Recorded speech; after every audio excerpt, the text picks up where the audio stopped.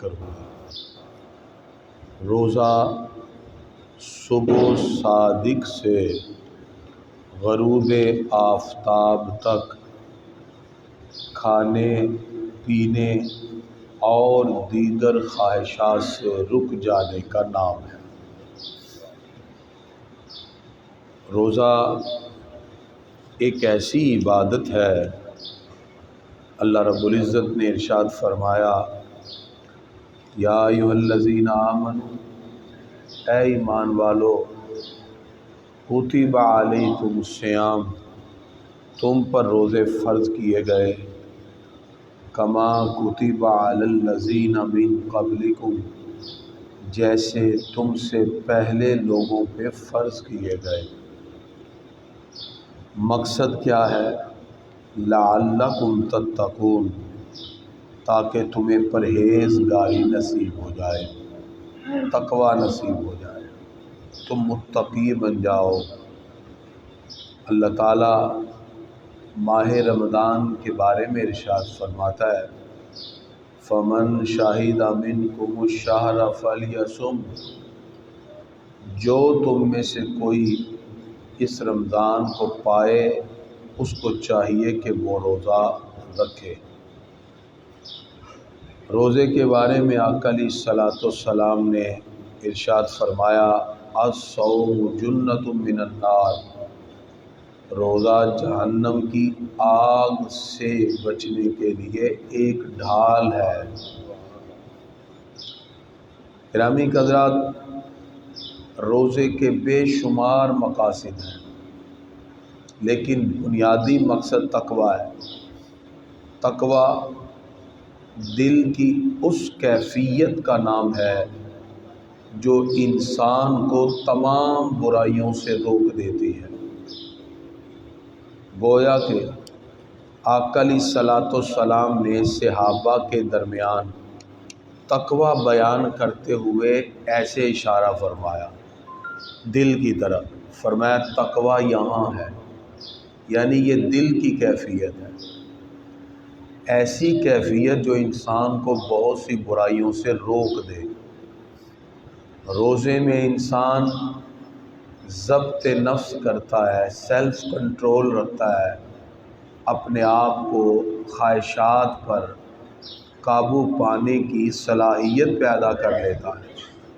جب ایک انسان خواہشات نفس سے بچ کر ایک اللہ کی طرف رجوع کرتا ہے تو اپنی خواہشات کو احکام الہی کے تابع کرنے کی وجہ سے اللہ اسے اپنی بارگاہ کا قرب عطا فرما دیتا ہے۔ اس سے انسان کے اندر فرشتوں جیسے اوصاف پیدا ہو جاتے ہیں۔ ملائکہ نہ کھاتے ہیں نہ پیتے ہیں، خواہشات سے پاک ہے۔ بندہ بھی ایک ٹائم پیریڈ تک جب ان چیزوں سے بچتا ہے، اللہ تعالیٰ اسے بھی وہ لذتیں عطا فرماتا ہے۔ شیطانی مکر و فریب سے نجات، اخلاقی برائیوں سے اجتناب، انسان میں انانیت کا خاتمہ ہو جاتا ہے۔ بھوک اسے یاد دلاتی ہے کہ انسان تیری یہ حقیقت ہے کہ اتنے ٹائم پیریڈ تک بھی تو اپنی بھوک کو برداشت نہ کر سکا، اس کا مطلب تیری حقیقت صرف اتنی ہے کہ انسان اپنے معاملات کو رضائے الہی کے مطابق کرنے کی کوشش کرے، پھر انسان کے لیے گناہوں کی بخشش ہے اور بے شمار اجر و ثواب اللہ رب العزت نے رکھا۔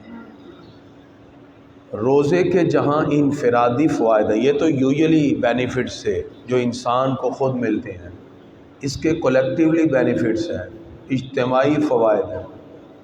احساس ہمدردی پیدا ہوتا ہے، انسان خود بھوکا رہ کے دوسروں کی بھوک کا خیال رکھتا ہے، اسے قناعت کہتے ہیں۔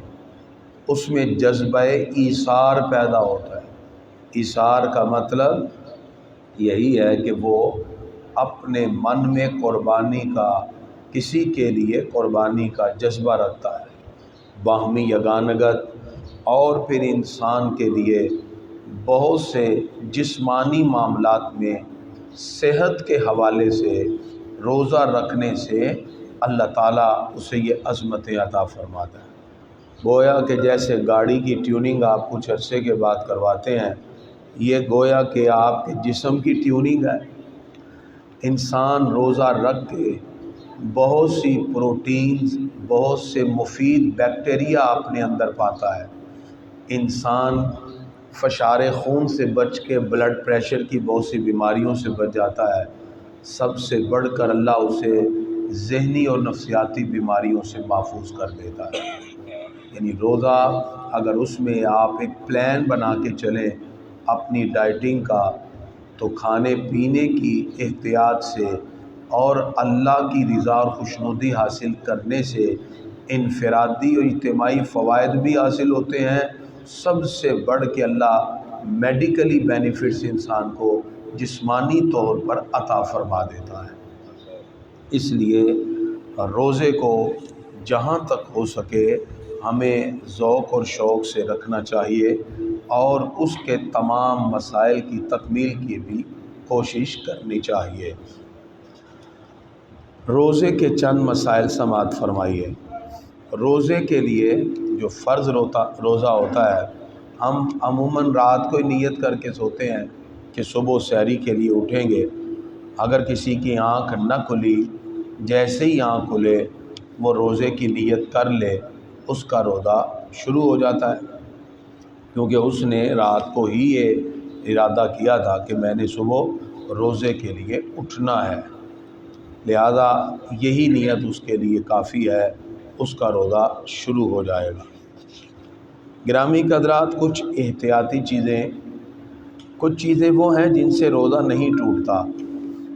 روزے کی حالت میں اگر کسی نے اپنا گلوکو میٹر سے شوگر چیک کی تو چونکہ بلڈ اس کے جسم سے نکلا ہے، کچھ گیا نہیں، تو اس سے روزے پہ کوئی اثر نہیں پڑتا۔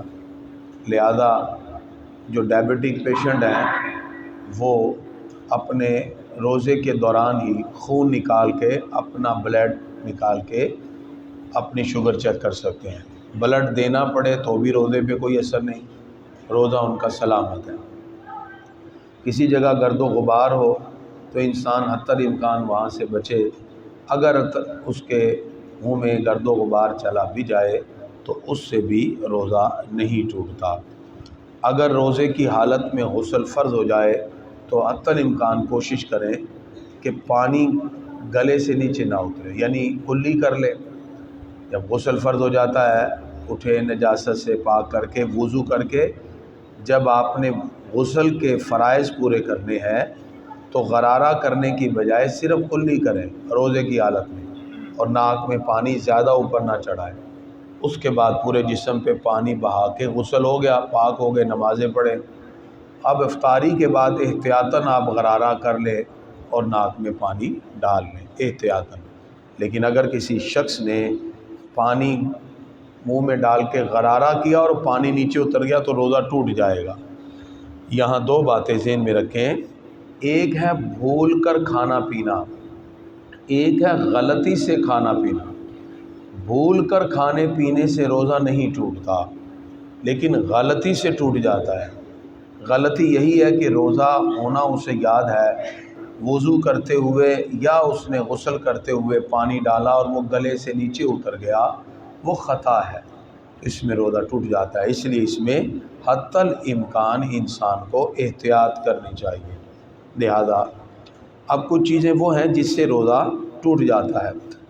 مسئلہ ذہن میں رکھیں، اگر انسان کوئی ایسی چیز استعمال کرے جس سے اس کے دل کی رغبت بھی ہے، خواہش بھی ہے، تو روزہ بھی ٹوٹے گا، کفارہ بھی دینا پڑے گا۔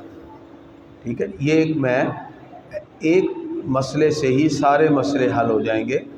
یعنی ایک جملے سے اگر کسی نے ایسی چیز کھا لی یا پی لی جس میں اس کے دل کو رغبت ہے، دل کی خواہش ہے، روزہ بھی ٹوٹے گا، قضا بھی ہے اور کفارہ بھی ہے۔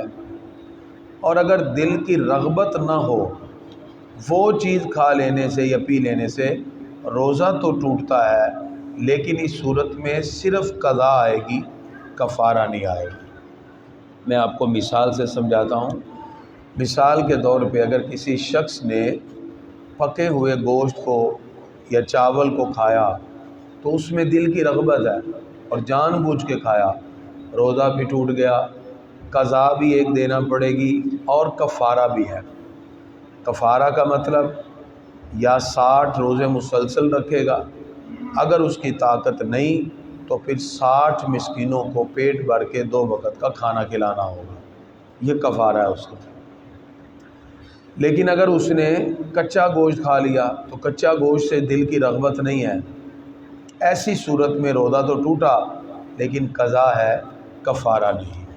ٹھیک ہے جی، تو قضا اور کفارے میں دونوں میں معاملہ کلیئر ہو گیا۔ روزہ رکھنے کے بعد وامٹ ہو جائے، قے آ جائے، تو وامٹنگ کی صورت میں اگر تو صرف گلے تک، جیسے عموماً سحری کے ختم ہوتے وقت پانی پی لیا جاتا ہے، تو اگر گلے تک اس کا اثر ہے اور گلے کے بعد ہی نیچے ہے تو پھر روزے پہ کوئی اثر نہیں۔